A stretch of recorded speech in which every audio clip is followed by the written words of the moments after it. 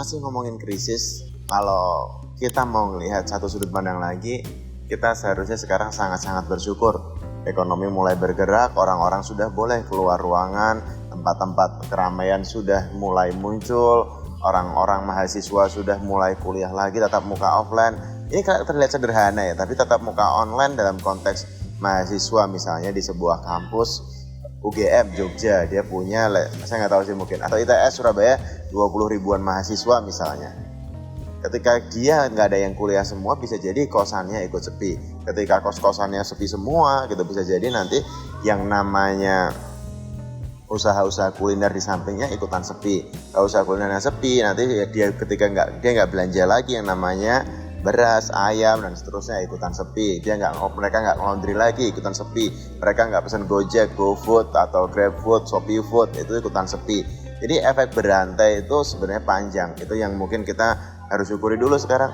Kita keliling Jogja, ke Bali, ke beberapa tempat wisata, turis-turis asing sudah mulai masuk, stasiun-stasiun sudah mulai penuh, mal-mal sudah mulai rame gitu. Dan kayak ini yang harus kita syukuri dulu, karena basically barang siapa bersyukur akan ditambah nikmatnya. Kalau kita belum sempat mensyukuri ini, kita sudah khawatir ke depannya lagi, jangan-jangan kita nanti hidupnya nggak pernah happy, karena fokusnya selalu ke masalahnya, fokusnya ke problemnya, fokusnya ke hal sulitnya, hal kurang menyenangkannya. Saya punya pelajaran sederhana sih, kalau kita nyari salahnya, jeleknya sesuatu pasti ketemu, nyari salahnya, jeleknya seseorang pasti ketemu gitu. Tapi kalau kita kayak lihat bagusnya aja, bagusnya apa, somehow tetap akan menyenangkan. Tentu itu adalah hal yang terlalu optimis bagi banyak orang. Kalau mau turunkan sedikit ya realistis. Yuk, apa yang bisa kita perbaiki, apa yang bisa kita kerjakan. Jadi selain kita lihat bagusnya ya sambil kita mengerjakan sesuatu yang dalam kontrol kita, seperti video sebelumnya. Jadi teman-teman semua, apapun itu harus kita syukuri, karena kita bisa hidup di zaman yang lebih parah dari ini. Atau misalnya anggaplah jangan-jangan kalian lagi di Ukraina, atau mungkin di Palestina, atau mungkin di Sri Lanka atau Lebanon, itu lebih parah. Jadi kalau kita ngeliat ke bawah, kita akan ngerasa lebih bersyukur gitu. Kalau kita ngeliat ke atas, harusnya kita lebih semangat. Jadi kayak jangan sampai kita ngeliat ke atas minder, atau kalau ngeliat ke bawah kita sombong. Itu yang bikin kita sebenarnya nggak pernah happy. Ngeliat yang di bawah gitu doang gitu, itu kan gue lebih keren. Atau kalau lihat ke atas, wah dia kan anak orang kaya, wah itu kan di negara maju dan seterusnya. Jadi akhirnya kita nggak pernah happy hidupnya. Jadi kalau ke bawah kita harusnya bersyukur, kalau ke atas kita ngelihatnya optimis dan semangat, jadikan inspirasi. Sehingga apapun yang terjadi, kita kayak berkuasa atas hidup kita sendiri.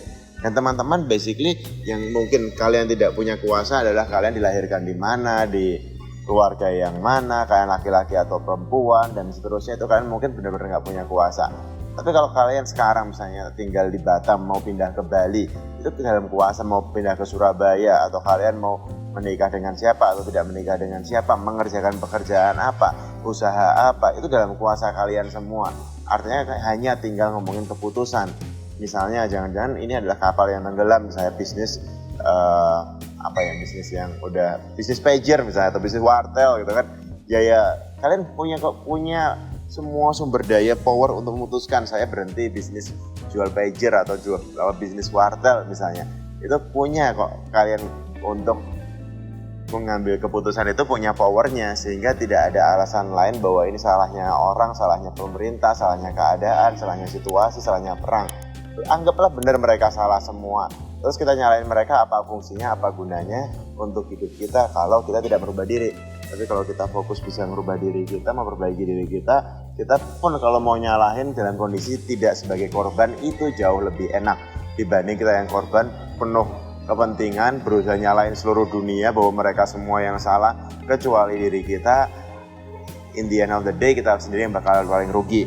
Rugi yang paling nyata adalah rugi waktu yang nggak bisa balik lagi.